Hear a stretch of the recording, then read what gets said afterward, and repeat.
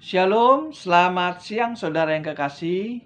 Pada siang hari ini saya akan memberitakan kabar keselamatan. Kita baca saja langsung di dalam Roma 15 ayat yang keempat. Saya bacakan. Sebab segala sesuatu yang ditulis dahulu telah ditulis untuk menjadi pelajaran bagi kita, supaya kita teguh berpegang pada pengharapan oleh kekuatan, ketekunan, dan penghiburan dari kitab suci. Rasul Paulus berbicara bahwa semua tulisan yang ada di Alkitab ini adalah untuk pelajaran kita, supaya kita teguh di dalam Yesus. Ya, saudara, di sini sangat jelas di sini dikatakan, sebab segala sesuatu yang ditulis dahulu telah ditulis untuk menjadi pelajaran bagi kita, supaya kita teguh berpegang pada pengharapan oleh ketekunan dan penghiburan dari kitab suci. Sangat-sangat jelas Rasul Paulus menyarankan, menyuruh semua orang Kristen belajar dari Alkitab ini yang ditulis dari kitab Kejadian sampai kitab Wahyu. Itu adalah pelajaran bagi kita yang masih hidup. Itu maksud Rasul Paulus di dalam Roma 15 ayat keempat. Sebab segala sesuatu yang ditulis dahulu telah ditulis untuk menjadi pelajaran bagi kita, bagi saudara dan bagi saya. Jadi Alkitab ini ditulis untuk dipelajari oleh kita. Inilah manfaatnya kita hidup di akhir zaman ini. Sudah ada Alkitab yang sempurna. Makanya Rasul Paulus mengatakan semua catatan Alkitab dari Kejadian sampai Wahyu itu untuk kita. Saudara yang kekasih, di dalam isi Alkitab ini orang-orangnya sudah pada mati. Betul enggak? Semua catatan Alkitab dari Kejadian sampai kitab Wahyu itu orangnya sudah mati semua. Dan kita tinggal pelajari. Jadi di dalam Alkitab ini ada 4 jenis macam orang Kristen yang dicatat di dalam Alkitab ini. Ini yang saya ingin terangkan. 4 jenis macam orang Kristen yang tercatat di dalam Alkitab ini. Pertama, orang Kristen yang gagal masuk surga. Ya, orang Kristen yang gagal masuk surga. Yang kedua, orang Kristen yang gak sungguh-sungguh mengikut Yesus. Atau orang Kristen yang masih melakukan dosa. Yang ketiga, orang Kristen yang berhasil masuk surga. Keempat, orang Kristen yang mau mengikuti perintah Tuhan, yaitu hidup kudus. Nah, dan keempat jenis macam orang Kristen yang saya sebutkan tadi sudah tercatat di dalam Alkitab ini. Tidak bisa disangka lagi. Tidak bisa disangka. Firman Tuhan iya dan amin. Dan pasti terjadi. Kita baca di dalam Yeskiel. Saya bacakan. Saya ingat tentang Yeskiel 12. Saya baca Yeskiel 12 ayat yang ke-28. Ya. Yeskiel 12 ayat yang ke-28. Oleh karena itu, katakanlah kepada mereka, beginilah firman Tuhan Allah, tidak satu pun dari firman-Ku akan ditunda-tunda. Apa yang kufirmankan akan terjadi. Demikianlah firman Tuhan. Saya ulangin lagi biar jelas. Yeskiel 18 ayat yang ke-28. Yeskiel 12 ayat yang ke-28.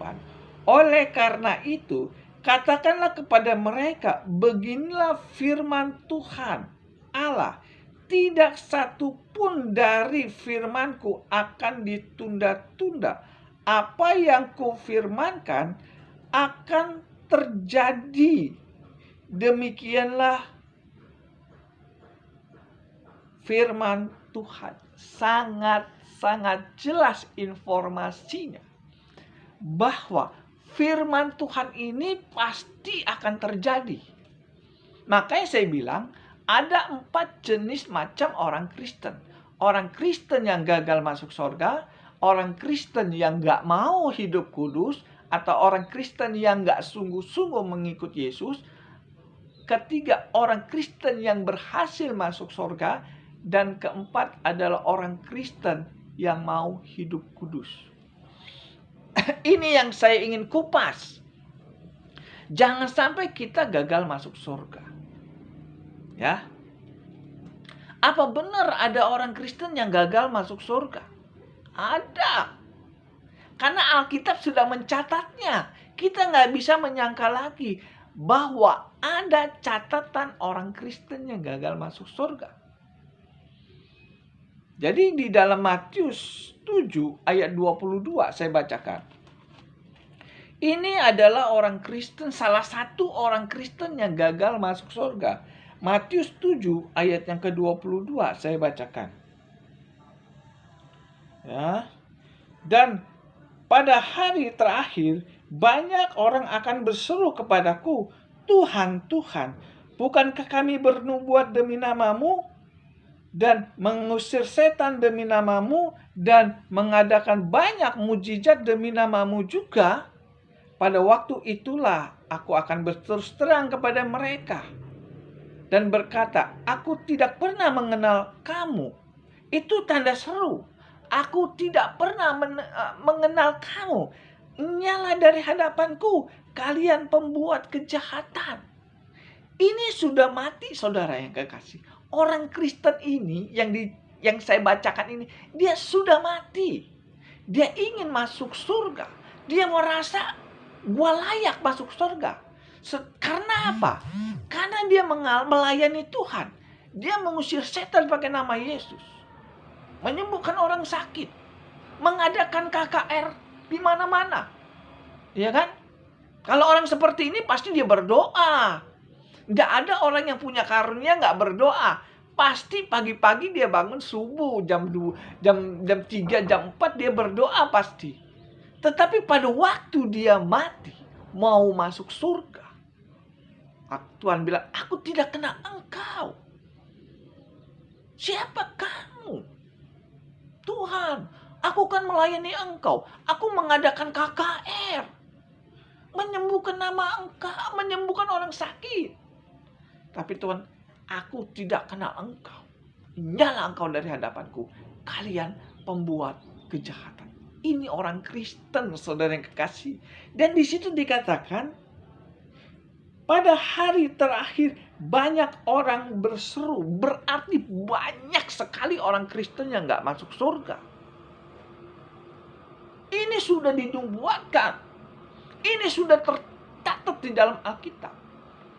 Bahwa banyak orang Kristen setelah dia mati, dia mau masuk surga, diusir sama Tuhan. Saudara harus memperhatikan kata banyak ya. Banyak itu lawannya dikit. Berarti yang masuk surga, orang-orang Kristen yang masuk surga, yang gak masuk surga, itu ternyata banyak. Ini kalau kita ngerti firman Tuhan enak. Sehingga kita tahu, aduh bahaya nih kita orang Kristen nih. Jangan-jangan saya bisa gagal masuk surga nih. Jangan yakin dulu masuk surga. Ternyata ada orang Kristen yang gak masuk surga. Ini hamba Tuhan. Kalau kita lihat ayat ini orang Kristen kelasnya kelas nomor wahid. Nggak sangka bisa gagal masuk surga. Ya, salah satu orang Kristen yang nggak masuk surga ini. Ya kan? Saudara yang kekasih, ini fakta, nggak bisa dibantah. Karena ini adalah firman Tuhan. Saudara, ini adalah firman Tuhan, nggak bisa dibantah. Saudara baca lagi di dalam Lukas.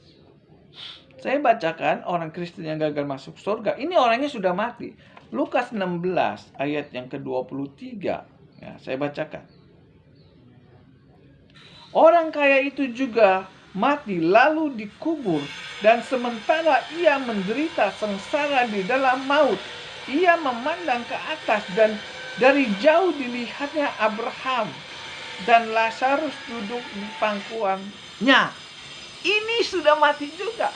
Orang kaya ini sudah mati juga, orang Kristen. Dia kenal Abraham, dia kenal Lazarus. Pada waktu dia mati, ternyata dia nggak bergabung dengan Abraham. Bahkan dia dikatakan dikubur. Masuk ke dalam siksaan Tuhan. Ini fakta juga. Dan ini pasti.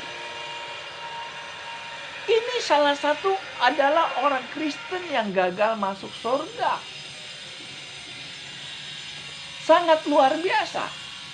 Orang Kristen yang gagal masuk surga sudah ada. Saudara kekasih, saya tanya kepada saudara, apakah orang Kristen, ya kan, orang Kristen kan sudah banyak yang mati ya, saudara yang kekasih ya, banyak, bahkan pendeta pun banyak yang sudah mati. Saudara perhatikan pendeta-pendeta yang punya karunia, belum tentu dia masuk surga. Kalau dia gagal masuk surga, berarti di neraka, istilahnya di alam maut itu mereka sudah. Berarti di sini dikatakan ternyata orang Kristen sudah ada di dalam alam maut. Karena orang Kristen kan sudah ada yang mati. Ini salah satu orang Kristen yang gagal masuk surga. Orang Kristen sudah ada di dalam alam maut. Lukas 16 ayat yang 23. Matius 7 ayat 22-21. Ini orang Kristen yang sudah mati tidak boleh tinggal di sorga. Nyala engkau dari hadapanku, kalian pembuat kejahatan. Mau gak mau, senang gak senang, suka gak suka, ternyata orang Kristen sudah ada di dalam alam maut. Maksud saya saudara ngerti ya. Itu salah satu orang Kristen yang gagal masuk surga. Yang kedua, orang Kristen yang masih hidup tapi gak sungguh-sungguh ikut Yesus. Atau kasar ngomongnya, orang Kristen yang gak mau hidup kudus. Ada gak? Ada. Dia masih hidup di dunia ini. Masih hidup di dunia ini.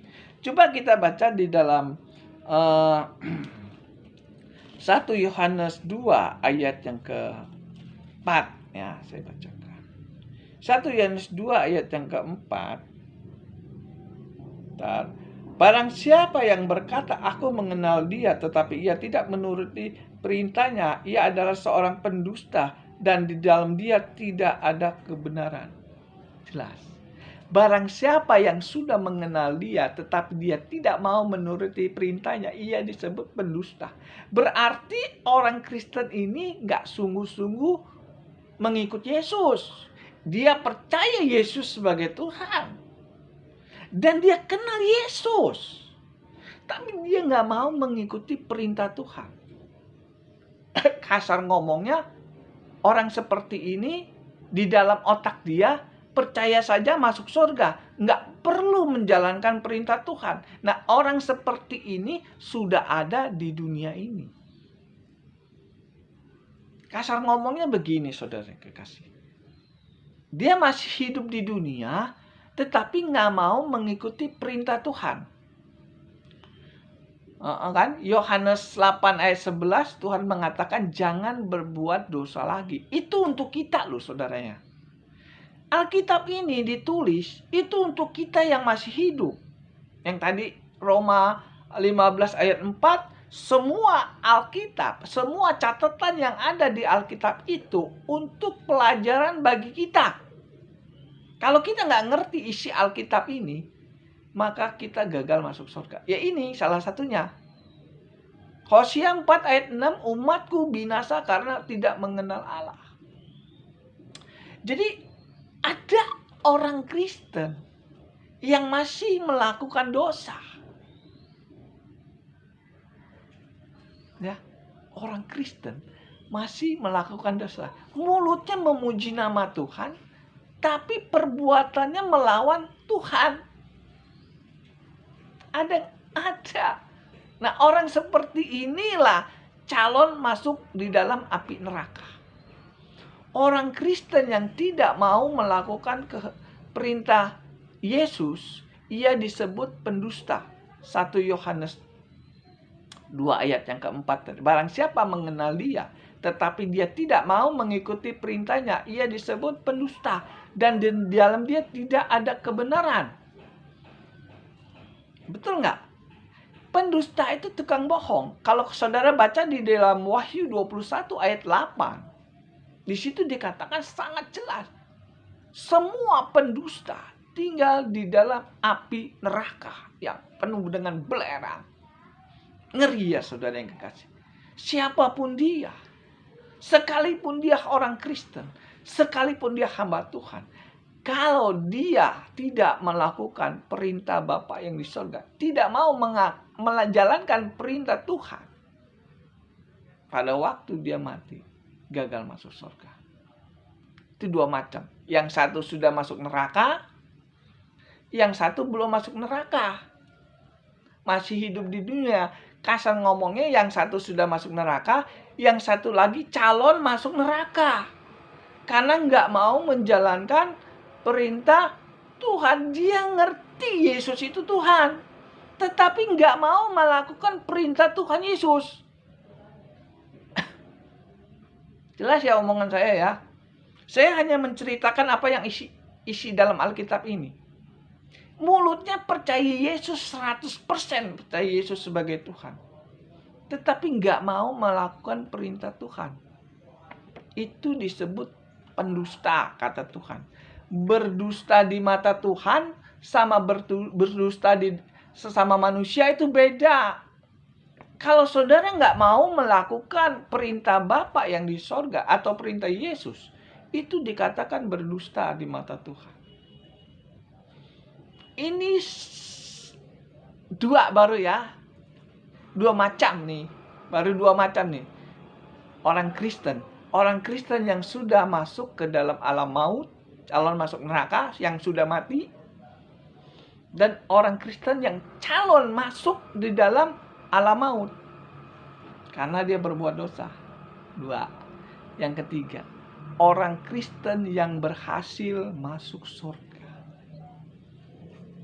Ya, enak saudara kalau masuk surga mah. Kita baca apa benar omongan saya ini. Baca di dalam Lukas 23. Lukas 23 ayat 42 saya bacakan. Lalu ia berseru kepada Yesus. Lalu ia berkata, Yesus, ingatlah akan aku apabila engkau datang sebagai raja.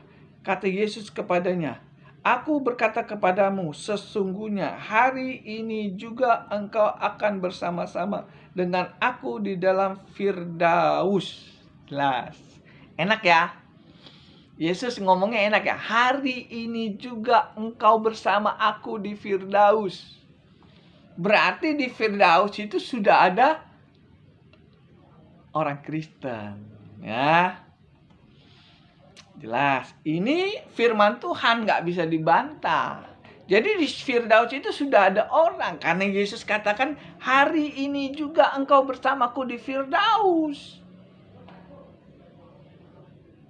Jadi orang Kristen sudah ada di sorga, di Firdaus. Apa ada lagi di mana nih orang Kristen? Orang Kristen yang masuk di kota kudus. Ya. Matius 27 ayat 51. Saya bacakan.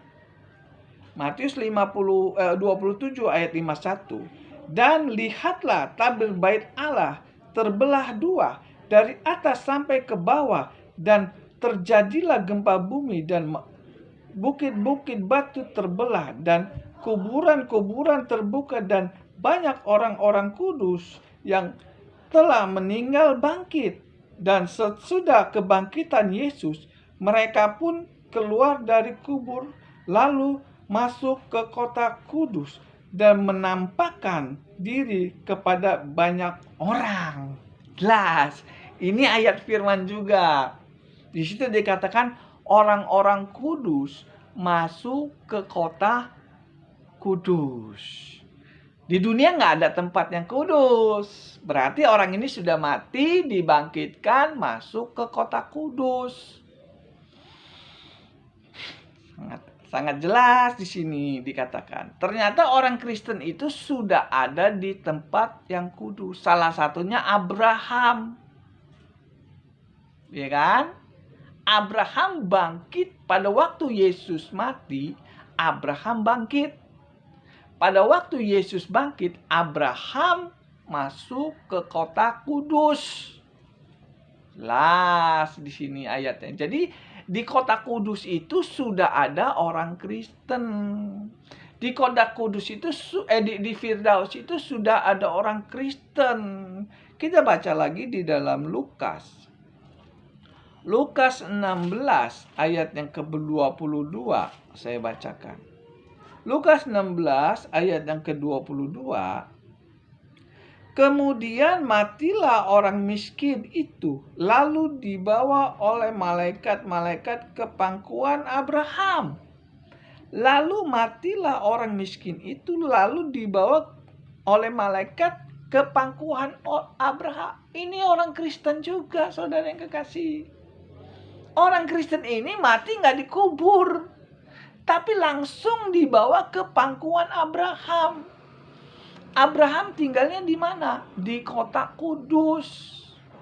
Berarti orang Kristen, kalau dia mati, ada yang dibawa malaikat ke kota kudus bersama dengan Abraham, karena Abraham masuk ke kota kudus. Matius 27 ayat 51 sampai 53. Jelas. Udah 3 nih yang saya jelasin nih. Satu, orang Kristen yang gagal masuk surga, tinggalnya disiksa di dalam alam kubur. Ya kan, tadi ayatnya kan sangat jelas di Lukas 16 ayat 23. Orang kaya itu mati lalu dikubur, disiksa di situ. Dia lihat di atas. Ternyata di atas ada Abraham dan Lazarus. Jelas ya. Itu. Yang kedua, orang Kristen yang masih berbuat dosa. Orang Kristen yang gak sungguh-sungguh mengikuti Yesus. Orang Kristen yang gak mau mengikuti perintah Tuhan. Itu masih ada di dunia ini. Atau kasar ngomongnya, calon masuk neraka. Yang kedua. Yang ketiga tadi, orang Kristen yang berhasil masuk surga. Itu orang yang berhasil sudah masuk surga, itu orangnya sudah mati. Di sorga itu sudah ada orang Kristen. Ini saya tidak akan membahas tentang kebangkitan. Banyak hamba Tuhan menceritakan tentang kebangkitan yang salah. Zaman anugerah, ya. Kenapa orang Kristen mati ada yang langsung masuk ke kota kudus, atau ada langsung masuk ke Firdaus? Kenapa? Karena kita sudah dibeli dengan harga yang lunas dibayar. Jadi kalau kita sudah beli mobil, contohnya saudara beli mobil di dealer, cash carry, saudara langsung bawa nggak itu mobil? Langsung bawa ke rumah saya, karena saya sudah bayar. Begitupun zaman kasih karunia, zaman anugerah. 1 Korintus 6 ayat 20. Tidakkah kamu tahu bahwa kamu sudah dibeli dengan harga yang lunas dibayar? Kalau saudara sudah dibayar sama Yesus dengan lunas dibayar pada waktu saudara mati, apakah saudara tidak dibawa pulang ke rumah Bapa di sorga? Pasti. Yohanes 14 ayat 1 dan 2, di rumah Bapakku banyak tempat tinggal. Aku akan datang kembali dan akan membawa kamu, supaya kamu berada, aku pun berada. Jadi orang Kristen zaman anugerah itu nggak dibangkitkan kalau mati. Dia langsung masuk ke kota kudus atau ke Firdaus. Banyak hamba Tuhan menerangkan tentang kebangkitan, salah. Sangkain kalau orang Kristen mati nanti dibangkitkan. Kalau zaman anugerah orang Kristen mati, dia nggak dibangkitkan. Dia langsung ke kota kudus. Ayatnya jelas. Lukas 16 ayat 22. Orang miskin itu mati lalu dibawa malaikat ke pangkuan Abraham. Jadi orang Kristen itu kalau zaman anugerah ya, saya ngomong tentang zaman anugerah ya, itu kalau dia mati langsung masuk ke kota kudus atau ke Firdaus. Yang ketiga nih, sekarang yang keempat. Orang Kristen yang masih hidup. Yang tadi orang Kristen yang sudah mati ya, masuk Firdaus atau masuk kota kudus. Sudah terjadi? Sudah terjadi. Sudah ada? Sudah. Yang keempat, orang Kristen yang hidupnya kudus. Dia masih hidup di dunia ini, tapi dia kudus. Kita baca 1 Yohanes 2 ayat yang kelima. Bentar ya. 1 Yohanes 2 ayat yang kelima. Tetapi barang siapa yang menuruti firman-Nya, di dalam dia itu sungguh sudah sempurna kasih Allah. Dengan itulah kita ketahui bahwa kita ada di dalam Dia. Jadi kalau orang yang mengikuti perintah Tuhan, itu kita berada di dalam Tuhan. Sini sangat jelas. Saya baca lagi di dalam 1 Tesalonika. Kita membawakan firman Tuhan itu harus semangat, saudara yang kekasih. Harus jelas, semangat, dan benar. Sesuai dengan Alkitab. Sehingga iblis takut dengan pemberitaan kita. 1 Tesalonika 4 ayatnya ke-7. Allah memanggil kita bukan untuk melakukan apa yang cemar, melainkan apa yang kudus. Jadi Tuhan memanggil kita. Tuhan menyelamatkan kita. Tuhan menebus kita supaya kita hidup kudus. Ini apa orang Kristen jenis keempat ini, dia masih hidup di dunia ini, tapi dia hidup kudus. Itu maksudnya. Kamu dipanggil, kamu diselamatkan, itu supaya kamu hidup kudus. Ada nggak orang seperti itu? Ada. Dia masih hidup di dunia ini, dia menjalankan hidup kudus. Hidup kudus itu mutlak, harus. 1 Petrus 1 ayat yang ke 1 Petrus 1 ayat yang ke-15 16. Kuduslah kamu sebab Allah kudus. Itu perintah, ya kan? Sangat jelas dikatakan. Kamu dipanggil bukan untuk melakukan apa yang cemar, tapi apa yang kudus. Nah, 4 jenis orang Kristen ini sudah tercatat di dalam Alkitab. Dan firman Tuhan mengatakan, semua catatan yang ada di dalam Alkitab ini, itu untuk kita pelajarin yang untuk kita. Jadi seluruh Alkitab ini, dari Kejadian sampai Wahyu, untuk kita pelajarin dan untuk bekal kita. Itu maksudnya. Dan firman Tuhan ini itu pasti terjadi. Yeskiel 12 ayat 28. Semua firman Tuhan yang tercatat dalam Alkitab ini pasti terjadi. Ya, saya masih hidup di dunia. Saya masih hidup di dunia. Berarti saya kalau ingin tinggal di kota kudus atau Firdaus, saya harus hidup kudus. Karena tadi di dalam Matius 27 ayat yang ke-51, orang-orang kudus itu masuk ke kota kudus. Orang miskin itu dibawa malaikat ke pangkuan Abraham, nggak dikubur.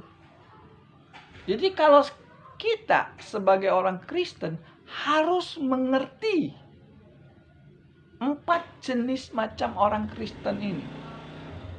Lalu kita cek, kita posisinya ada di mana? Apakah kita posisinya ada di dalam orang Kristen yang nggak mau melakukan perintah Tuhan, atau orang Kristen yang masih melakukan dosa, atau kita posisinya orang Kristen yang mau hidup kudus, ya? Apa? Tinggal pilih, tinggal pilih.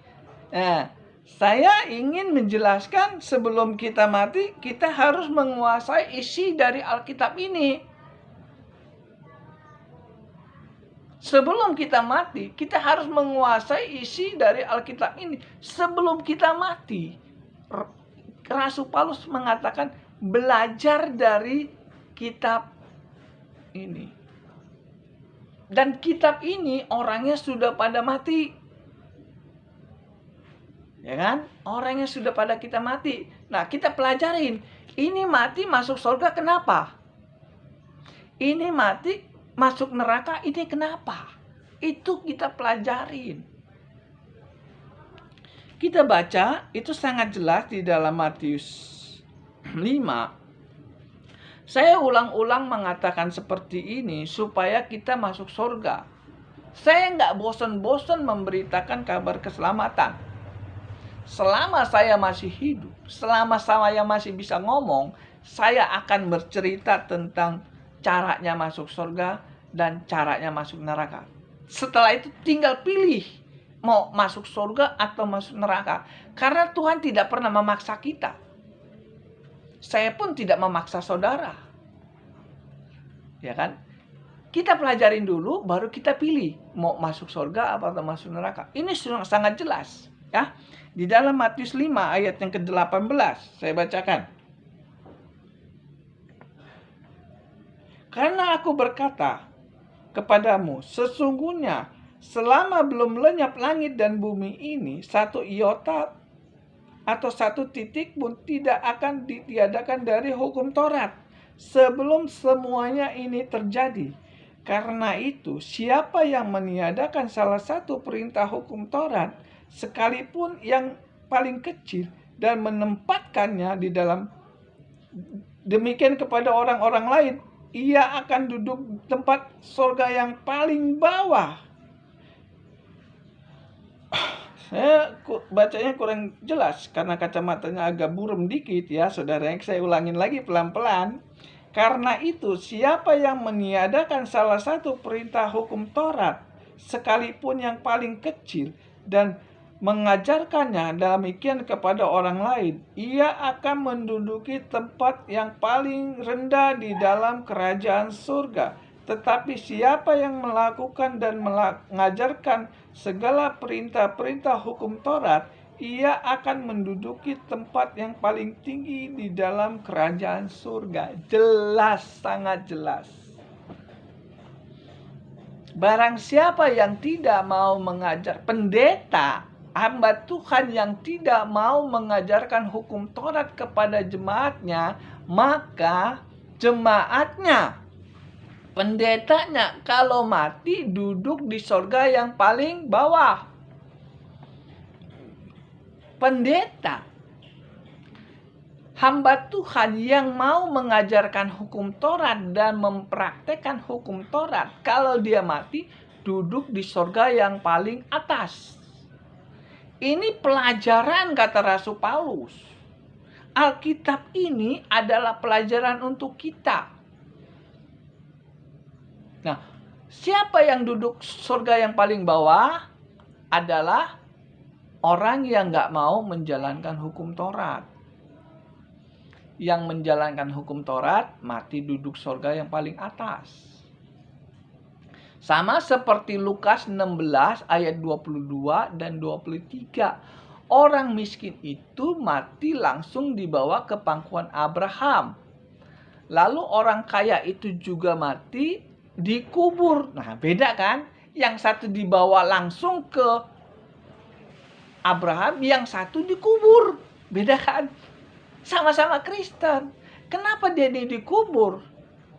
Disiksa. Lalu dia lihat di atas. Berarti mereka nggak menjalankan hukum Taurat.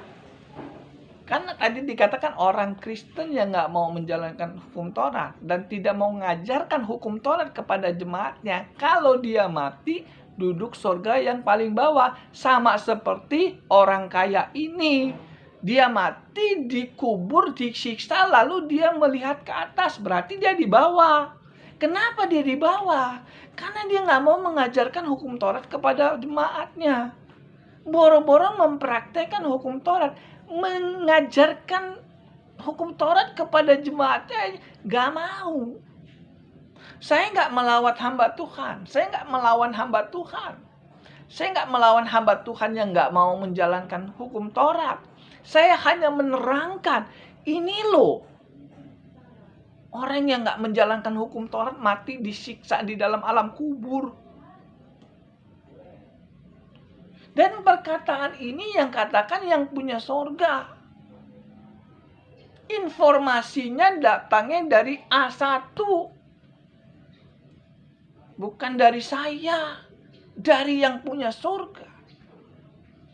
Dan di dalam Yehezkiel di situ dikatakan, firman Tuhan itu pasti terjadi. Kita baca lagi Yehezkiel 12 ayat yang ke-28. Oleh karena itu, katakanlah kepada mereka, beginilah firman Tuhan Allah, tidak satu pun dari firmanku akan ditunda-tunda. Apa yang ku firmankan akan terjadi. Demikian firman. Firman Tuhan tidak ditunda-tunda. Benar nggak omongan firman Tuhan? Benar. Saudara baca di dalam yang tadi itu. Lukas 16 ayat yang ke-22. Orang miskin itu mati langsung, nggak ditunda-tunda lagi. Masuk ke pangkuan Abraham. Nggak ditunda kan? Lalu orang miskin itu mati langsung dibawa ke pangkuan Abraham. Lalu orang kaya itu mati langsung dibawa ke alam kubur. Jadi firman Tuhan ini iya dan amin. Apa yang difirmankan itu pasti terjadi. Kalau saudara nggak mau menjalankan hukum Taurat, pasti terjadi disiksa di dalam alam kubur. Ini nggak bisa dibantah lagi. Malaikat pun nggak bisa membantah apa yang saya ucapkan. Karena apa? Karena tercatat di dalam Alkitab. Saya sering dibantah oleh hamba-hamba Tuhan tentang kalau ngomongin tentang hukum Taurat. Tapi kalau sudah ada di Alkitab, gimana? Ayo. Saya harus ngomong apa? Kalau sudah tercatat di dalam Alkitab ini bahwa yang menjalankan hukum Taurat tinggal di surga yang paling atas, yang nggak menjalankan hukum Taurat tinggal surga yang paling bawah, ini sudah dicatat di dalam Alkitab, dan pasti akan terjadi. Saya ini harus ngomong apa? Saya kadang-kadang sedih dan sedih. Kenapa? Banyak hamba Tuhan nggak percaya dengan perkataan Yesus. Firman Tuhan tuh dipelintir-pelintir. Sehingga apa yang terjadi? Pada waktu dia mati, dia tinggal di surga yang paling bawah. Waktu dia masih hidup di dunia, dia nggak mau menjalankan hukum Taurat.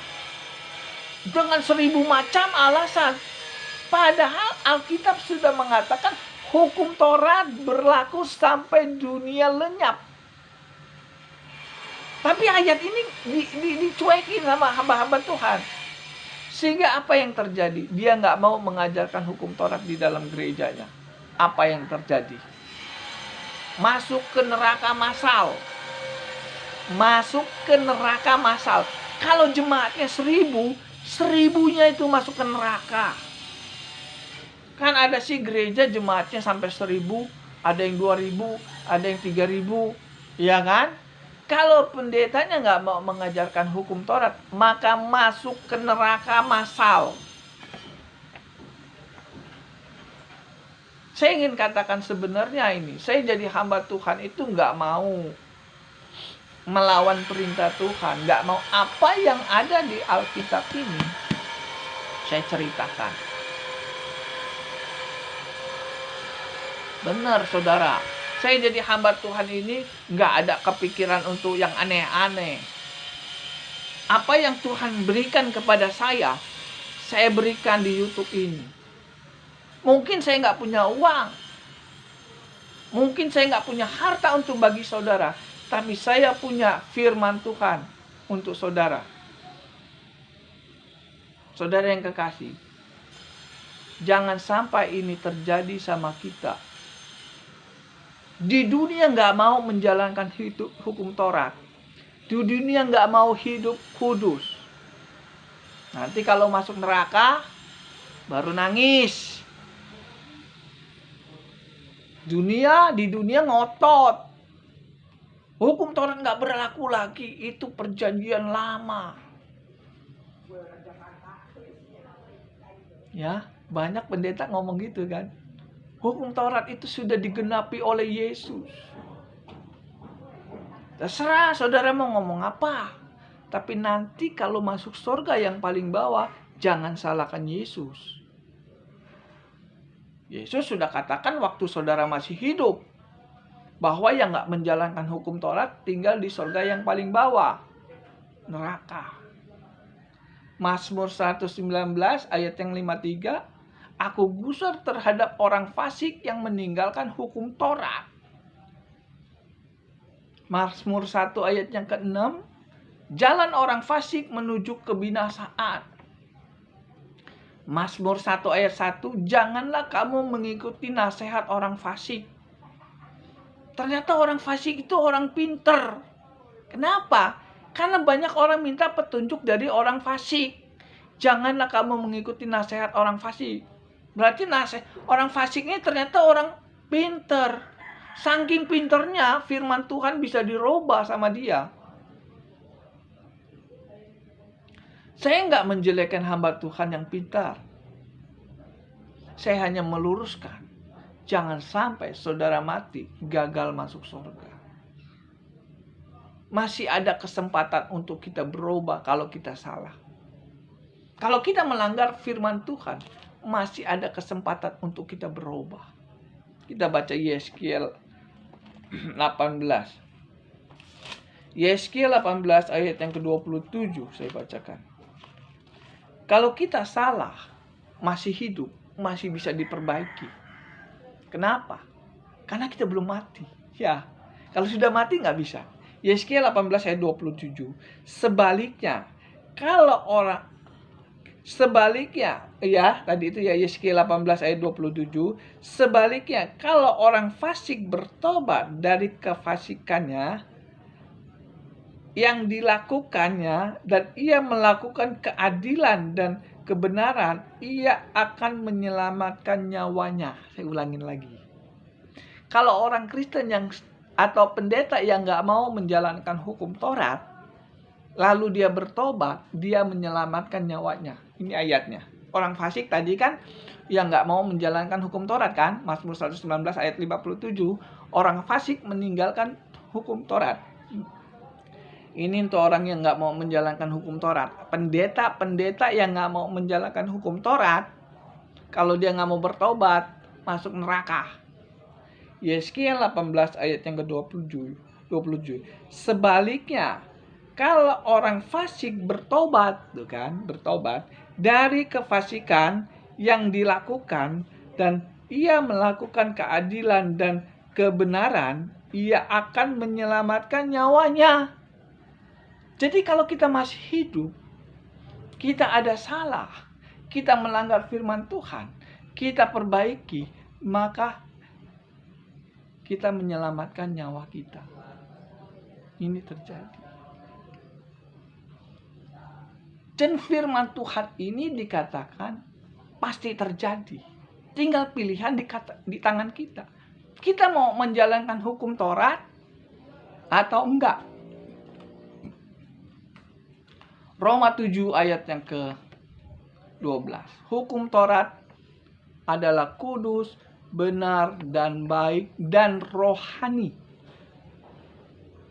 Roma 2 ayat 13. Bukan orang yang mendengar hukum Taurat yang dibenarkan Allah, tetapi orang yang melakukan hukum Taurat lah yang dibenarkan. Saudara dengar suara saya jelas toh?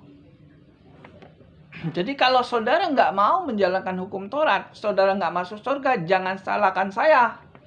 Saya sudah beritakan.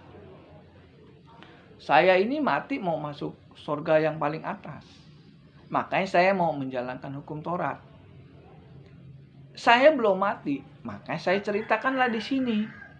Saya nggak pernah khotbah di gereja. Karena apa? Karena gereja nggak mau menjalankan hukum Taurat.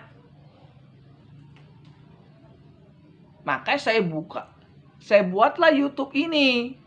Nah, saya buat YouTube ini juga sebenarnya bukan kemauan saya, tetapi kemauan Tuhan. Kalau Tuhan nggak bisa memakai gerejanya untuk menyelamatkan umatnya, maka Tuhan memakai YouTube untuk menyelamatkan umatnya. Yang jadi kurang ajar ini pendeta yang nggak melawan perintah Tuhan. Saya ngomong apa adanya. Memutar balik firman Tuhan itu sama saja melawan Tuhan. Saya ngomong di sini harus tegas. Nggak boleh firman Tuhan khotbahnya lembek-lembek. Tegas. Kenapa? Karena di Alkitab dikatakan banyak